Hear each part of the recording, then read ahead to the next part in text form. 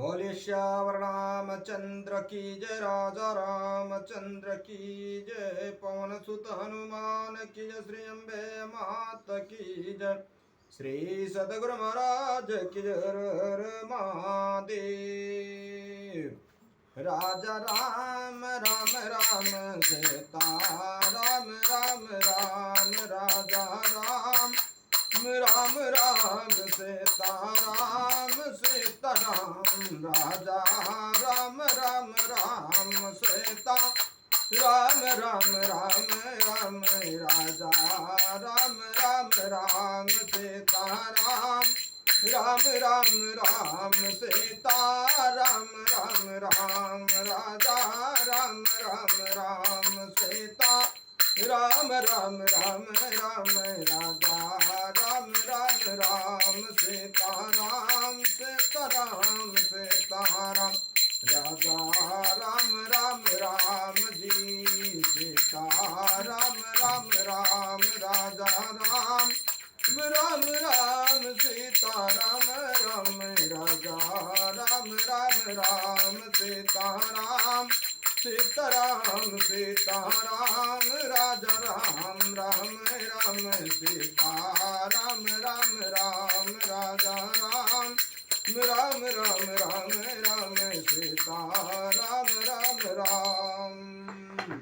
श्यावर रामचंद्र की जय, पवन सुत हनुमान की जय, श्री अम्बे मात की जय, श्री सतगुरु महाराज की जय, हर हर महादेव। श्री राम जय राम जय जय राम, श्री राम जय राम जय जय राम, श्री राम जय राम जय जय राम। भगवान शंकर के आशीर्वाद से, प्रभु श्री राम जी की कृपा से, देवी माँ के आशीर्वाद से, सदगुरु के कृपा से, श्री भक्तमाल कथा भाग 277, श्री डूंगर जी, श्री पदारथ जी, श्री विमलानंद जी की कथा आज आप लोग सुनेंगे। आप लोग अगले भाग में श्री स्वभुरा रामदेव आचार्य जी, श्री उदा राम जी की कथा आप लोगों ने सुना। अब आप श्री डूंगर जी की कथा को सुनिए। ये भव सागर से पार करने वाले भक्त हैं, भगवत भक्त हैं। भक्तों की बड़ी चरित्र बड़ी लीला होती है। संत और भगवंत और भक्तों की लीला कभी अघा करके नहीं सुनना चाहिए, बार बार सुनना चाहिए, जीवन सार्थक होता है। भक्त श्री डूंगर जी जाति से पटेल छत्री थे। संत सेवा में आपकी बड़ी ही निष्ठा थी, परंतु आपके पिता को यह सब व्यर्थ लगता था। अतः आप पिता से छिपाकर संतों को खिलाने पिलाने में धन खर्च कर दिया करते थे। इस प्रकार आपने जब बहुत सा धन व्यय कर दिया तो यह बात आपके पिताजी को भी मालूम हुई और क्रुद्ध होकर उन्होंने आपको घर से निकाल दिया। यद्यपि आपके पास अभार्व भाव हो गया था, फिर भी आपकी संत सेवा बदस्तूर जारी रही। यहाँ तक कि आपने अपनी पत्नी के आभूषण तक बेचकर उससे संतों की सेवा कर दी। इससे आपकी प्रसिद्धि तो चारों ओर फैल गई, परंतु घर में अन्न का एक दाना न रहा। एक दिन संतों की एक बड़ी मंडली आपके द्वार पे आ गई। घर में अन्न का एक भी दाना न होने से आपके सामने बड़ा धर्म संकट आ पड़ा। आर्थिक स्थिति ठीक न होने और आमदनी का कोई स्रोत न होने से कोई आपको उधार भी नहीं देने को तैयार था। घर में ऐसी कोई कीमती वस्तु भी नहीं थी जिसे बेचकर या गिरवी रखकर उधार प्राप्त हो जाता।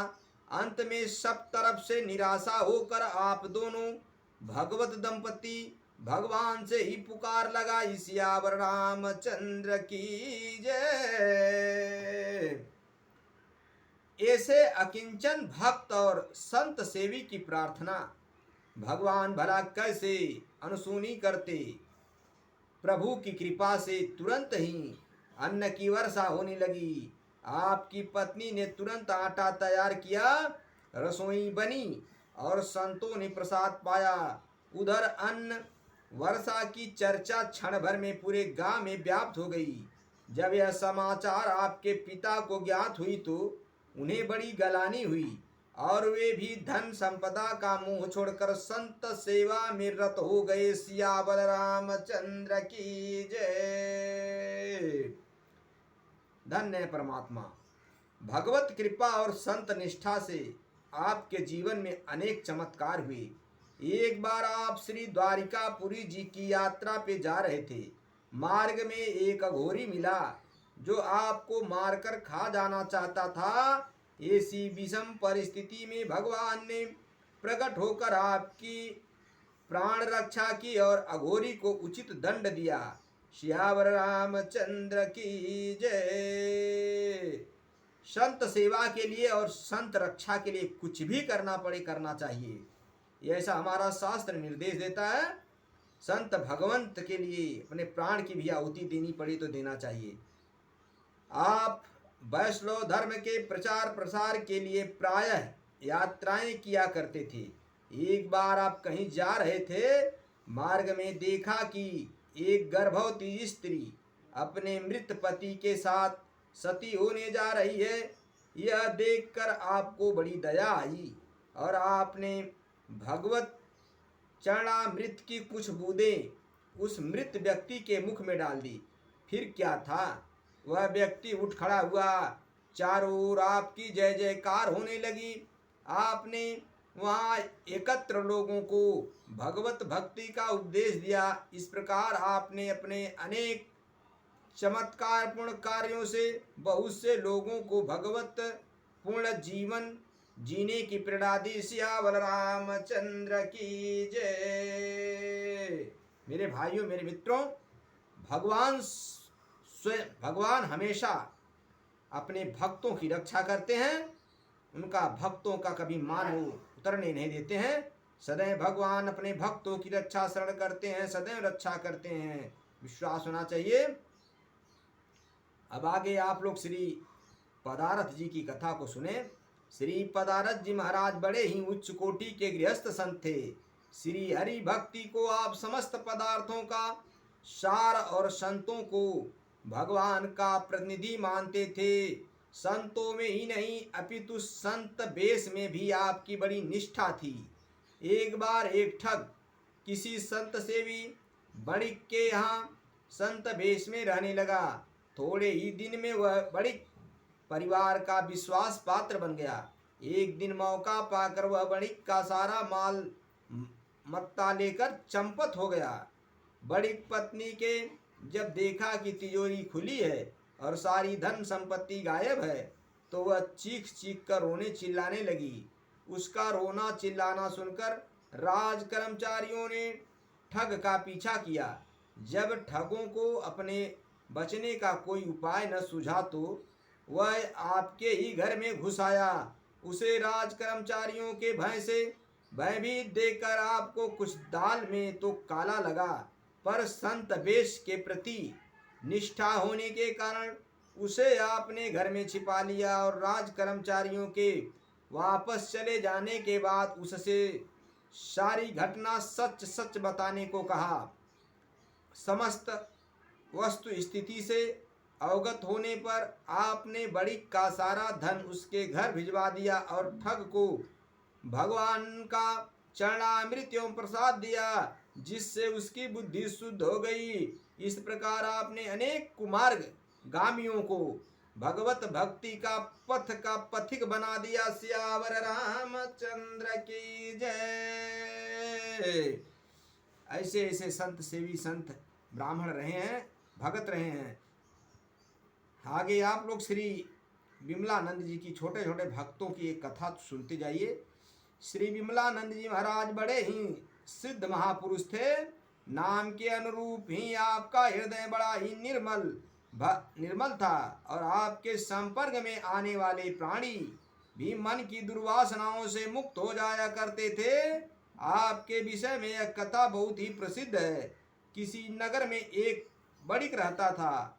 उसकी युवा कन्या अतीव लावण्यमयी थी। एक दिन वहां के राजा की दृष्टि उस कन्या पर पड़ी। वह राजा स्वभाव से ही विषयी और लंपट था, अतः उसने उस कन्या को पकड़ लाने के लिए अपने कर्मचारियों को भेज दिया।